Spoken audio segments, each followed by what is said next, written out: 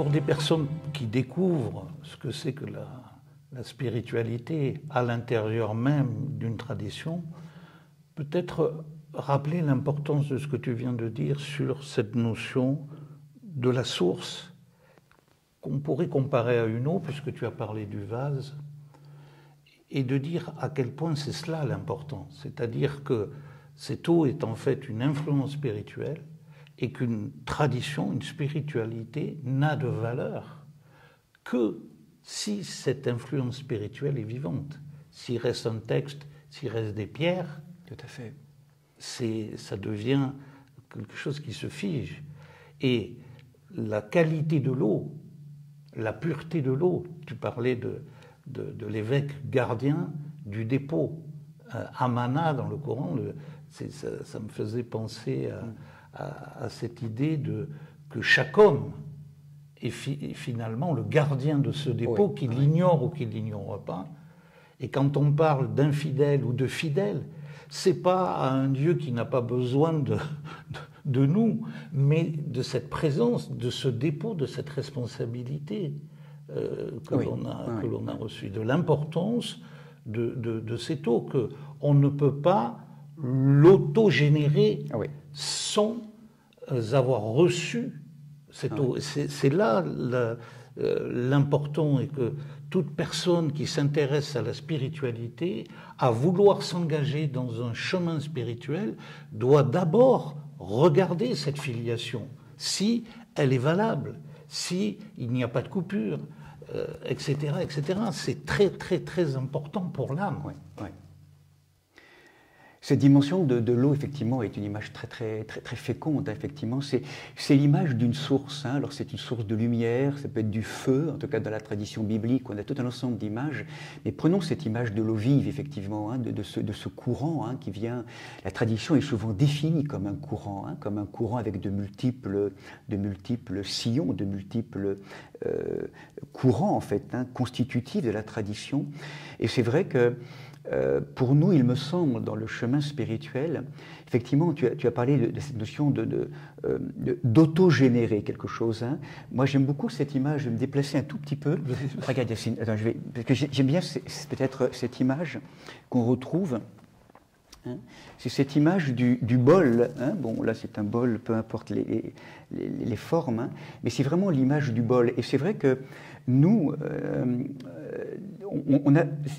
en fait, on a souvent l'oubli de la présence, l'oubli de la source, fait que souvent nous sommes totalement détournés de la source et qu'on a la sensation finalement qu'on est un peu ces coupes détournées du vivant, de cette source. Et là, il pleut, ou le soleil, on est ensoleillé et on ne reçoit rien en fait. Hein. Dans une humanité qui va tendance sans arrêt à être dans l'horizontalité, à être dans des logiques simplement extérieures, projetées à l'extérieur d'elle-même, on oublie l'intériorité. Et là, ça sonne pas en fait, je sais pas comment dire. Il y a quelque chose d'une humanité close sur elle-même. On va parler de quelque chose où on va essayer de se fortifier, de vouloir construire des choses en auto-générant des choses. En fait, tout le chemin, il me semble, en tout cas dans cette tradition de ces voies ouvertes à la transcendance, tout le chemin finalement pour nous, c'est de retrouver ce lien où nous reprenons cette notion de coupe. Et là, effectivement, hein, donc, ça résonne, hein, ça résonne. Le son de l'être est là. C'est-à-dire c'est une capacité à recevoir une source. Finalement, notre chemin, c'est un compagnonnage, c'est une œuvre où à la fois, nous, effectivement, comme tu le dis très justement, on se met en capacité de recevoir une eau qui nous vient d'ailleurs, en fait, cette eau spirituelle, cette eau vive, pour vraiment venir ouvrir et remplir notre humanité à la mesure où on se laisse être creusé et où finalement on laisse la place. Notre chemin n'est pas un chemin où on va en rajouter, on pourrait dire. Il me semble que le véritable chemin spirituel, ce que nous rappelle le texte biblique en lien avec il faut que moi diminue pour que toi tu grandisses, hein, c'est une invitation c'est un chemin non pas par addition, mais plutôt par soustraction. Il y aurait à faire le vide pour créer, pour retrouver cette notion de pouvoir recevoir un don. Et je crois que c'est ça une des grâces du chemin spirituel. C'est que la vie, on ne la génère pas par soi-même. On la reçoit d'un don, on la reçoit d'une présence, d'une source d'eau vive, et une source vivante. Et si effectivement on est comme cela, à un moment donné, détourné, cette eau vive, on ne la reçoit plus, et puis l'eau qu'on a reçue ou qu'on continue éventuellement à autogénérer, va devenir une eau comme un étang coupé d'une source et qui va très vite soit s'assécher, Combien de maladies psychiques, sont des maladies de cet enfermement. Et donc on génère là une humanité qui est coupée de l'eau vive. Et tout notre chemin, c'est vraiment de se retourner, ce qu'on appelle le grand retournement aujourd'hui, le mot grec métanoïa qui est là, ou le mot hébreu teshuva qu'on retrouve, et ce qu'on appelle également faire pénitence, en latin penitentia, c'est ce retournement de toute l'humanité. Et aujourd'hui, tu vois, moi je crois que tout ce que nous vivons actuellement, dans les grands tremblements que nous vivons, avec les événements douloureux que nous vivons, en fait, c'est vraiment venir, ils sont là, ces événements, c'est une œuvre divine quelque part dans cette intelligence, pour venir percuter en fait très fortement cette humanité close sur elle-même, qui aurait la prétention à un moment donné de croire qu'elle pourrait être à la source d'elle-même, pour que cette humanité puisse, ébranlée par ce qu'elle vit, pouvoir enfin tout doucement se retourner. Bien sûr. Et retrouver vraiment ce lien avec la source. Parce que c'est vraiment ça, cette source vivante, d'eau vive. Et on est créé pour cela. On est créé pour cela, les uns les autres. La nature nous montre la vérité de ce que tu dis. C'est ça qui est extraordinaire. Ouais. Est-ce qu'un homme s'est autogénéré? Oui. Ouais. Non, nous sommes nés du don de nos parents. Qu'ils l'ont voulu ou pas voulu, peu importe, mais nous sommes... Notre corps lui-même, tout ce que nous sommes est un don de vie. Ouais.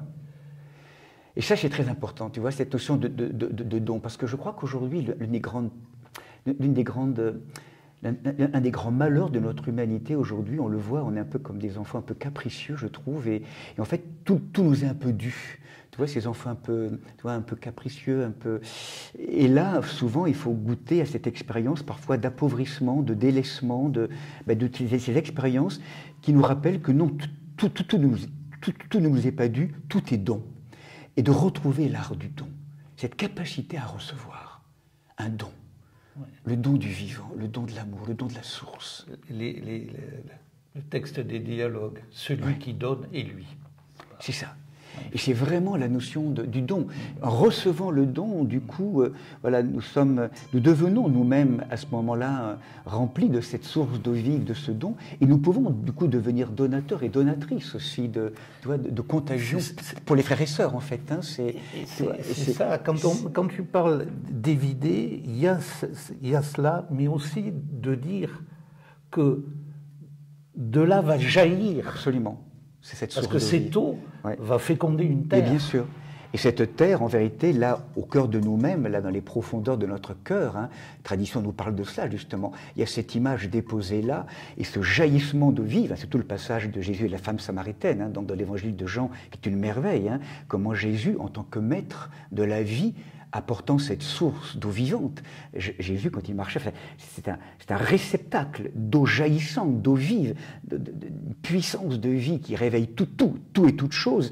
Et comment, eh bien, il va venir réveiller et susciter dans le cœur même de cette femme samaritaine ce jaillissement d'eau vive, et elle devient elle-même également source de cette eau vive. Ça, c'est vraiment aujourd'hui la transmission.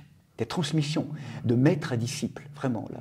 Des transmissions et qui se passent là à travers vraiment une véritable expérience en fait. On éprouve cette expérience. Et une éducation. Et effectivement, au niveau pédagogique, quelque chose qui va accompagner pour permettre cela. Parce que c'est peut-être là où la néo-spiritualité essaie de s'éviter, parce que c'est toujours l'ego derrière qui est en... Il peut y avoir une tentation, effectivement. Et on le voit aujourd'hui. On comprend, c'est pas que nous sommes critiques, mais on ne peut pas cautionner des illusions, de croire ou de faire croire qu'on peut s'asseoir par terre, prendre un bol tibétain et puis parler à la Vierge Marie comme certains. Il faut quand même être... Il y a une éducation aussi, il y a un temps de maturation. C'est un long chemin. Il y a un temps d'apprentissage. C'est vraiment un long chemin, effectivement. Autrement, on prend le risque. Là, on peut parler d'autogénérer une illusion qui peut prendre des formes impressionnantes, mais pour autant qui ne repose pas sur une véritable réalité spirituelle. Cette éducation, est-ce que tu peux nous en parler un petit peu? D'éveil, puisque ce n'est pas une éducation de contrainte.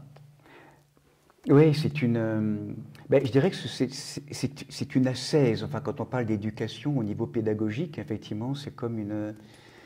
C'est en fait ce passage qui nous permet d'ouvrir cette humanité, ce vieil homme. Hein, j'emploierai volontairement une expression de saint Paul, hein, cet homme psychique, en fait, hein, cet homme psychophysique qui, en fait, avec ses corps de mémoire, avec ses blessures, avec tout ce qui peut le tramer, le tisser hein, depuis tellement de générations, et avec lequel il arrive finalement, hein, donc au bout du compte, et comment en fait tout le chemin pédagogique va être de prendre cette matière-là, qui est là, psychique, et de comprendre qu'on n'est pas simplement là pour ça, pour vivre cette matière psychique, aussi belle soit-elle, avec, bon, et parfois aussi douloureuse, hein, malheureuse, parce que c'est une humanité psychique souvent qui est aussi habitée, manipulée, on ne va pas en parler forcément beaucoup, mais possédée aussi, habitée par des forces parfois de l'ombre, hein, ces forces ténébreuses qui ne veulent pas en fait, hein, c'est une réalité aussi.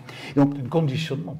Tous ces conditionnements aussi, puis vraiment avec cette habitation de force aussi que la tradition monastique ou même ecclésiale parlera démoniaque, enfin ces forces, après il faudrait nuancer et vraiment voilà, bien signifier ce que ça veut dire aussi pour nous de la dimension psychospirituelle. En tout cas, le processus effectivement, c'est comment partir de cette humanité, cette vieille humanité qui est ensemencée en elle-même du nouveau, déjà là, mais pas encore réalisé, et comment alors ce nouveau finalement c'est l'image de Dieu, nous sommes créés avec cette image déposée en chacun d'entre nous, certes défigurée, certes enténébrée, certes piétinée, mais qui est toujours là en fait, un peu comme un feu qui est là et que rien ne pourra éteindre. Il y a en nous une vie qu'aucune mort ne pourra atteindre, une lumière qu'aucune ténèbre ne pourra atteindre, une vie qu'aucune mort ne pourra atteindre, et donc du coup une liberté qu'aucune contrainte, enfin qu'aucune chaîne ne pourra contraindre. Donc c'est comment, à un moment donné, dans ce travail, et c'est là où l'expérience, je dirais, de vie, nos épreuves sont là aussi pour nous apprendre à comment définitivement choisir à un moment donné de ne plus... Il y a un vrai choix de vie qui est là. Hein. Je crois qu'on pourrait dire qu'il y a 3 ou 4 étapes essentielles. C'est qu'à un moment donné, on prend conscience que ça ne peut plus durer comme cela. Donc vraiment, c'est de décider de quitter la mort, de quitter toutes ces forces d'enténébrement, d'esclavage, de manipulation, pour faire un choix de vie. Je veux vraiment apprendre à choisir la vie et choisir finalement apprendre à accueillir et à recueillir cette source d'eau vive dont on me parle, mais dont je n'ai pas encore l'expérience en fait. Hein.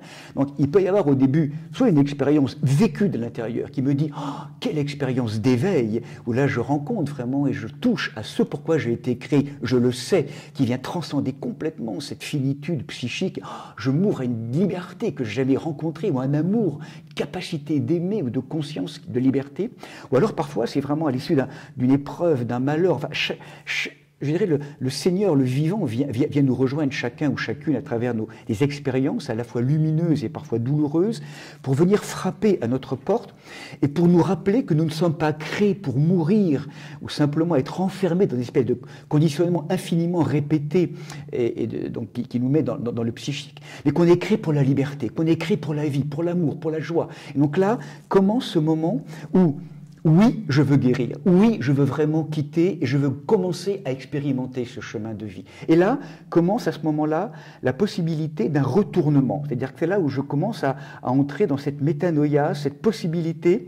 Je m'arrache à quelque chose qui me fascinait à l'extérieur de moi-même et du monde. Et je commence à ce moment-là à entendre une parole, une présence que je ne connais pas encore, qui est au cœur de moi-même, plus grande que moi-même. Une présence d'un Seigneur, enfin, quels que soient après les noms qu'on peut y poser, mais de l'être libre, du « je suis » à l'intérieur, qui vient m'interpeller. Et là, à ce moment-là, eh bien, va vraiment dans une forme d'exercice, qui est un moment de rencontre où les textes sacrés vont être importants parce qu'ils vont nous signifier et nous coder un chemin avec des balises donc de discernement. On va apprendre de plus en plus à vivre, à aimer, non plus simplement à partir du point de vue égotique ou du point de vue du vieil homme, mais où désormais le centre de gravité, c'est plus moi, moi fermé un peu sur moi-même, mais c'est toi, c'est un autre, un plus grand que moi, enfin, la présence d'un Seigneur. C'est pour ça que souvent on dit, mais pourquoi toujours projeter à l'extérieur? Mais on ne projette pas à l'extérieur. En fait, c'est un moment en fait pour se désincarcérer un peu de cette espèce de maladie égotique, hein, de moi, en fait, cette espèce d'égocentrisme qui peut subtilement aussi prendre des formes spirituelles par moment, en fait, hein, où finalement, à un moment donné, c'est valable pour chacun d'entre nous, au cœur de la spiritualité, on peut entrer dans le piège où, avec des pratiques, on va nourrir ce moi, encore plus. Et là, il y a l'illusion dont tu rappelais tout à l'heure. Hein. Et là, il faut alerter très sérieusement. Voilà. Et c'est là, effectivement, où il y a des illusions. On croyait dans un chemin spirituel. En fait, on nourrit le processus et il y a encore plus de... Voilà. Et là, effectivement, l'ego, enfin voilà, il y a des signes aussi de discernement qui vont nous piéger, enfin, qui nous montrent effectivement sur le chemin que là, on n'est pas vraiment dans quelque chose... Plutôt que de diminuer, en fait, on augmente. Je ne sais pas comment dire, du point de vue du moi, en fait. Hein, il y a une espèce d'inflation, pourtant, avec des pratiques spirituelles. C'est pour ça que je crois qu'à un moment donné, on ne pourra pas faire l'économie d'entendre que vraiment le chemin spirituel authentique est un chemin de délaissement, de dépossession, un chemin de mort à soi-même. Et c'est pas toujours évident, ça, pour beaucoup d'entre nous. En fait, on dirait dans le chemin chrétien, c'est la croix. En fait, c'est crucifier toutes ces prétentions, ces illusions, ce moi, pour que, dans une espèce de diminution, on puisse vraiment toucher à cette vertu fondatrice, hein, qui est l'humilité. C'est l'effacement du moi.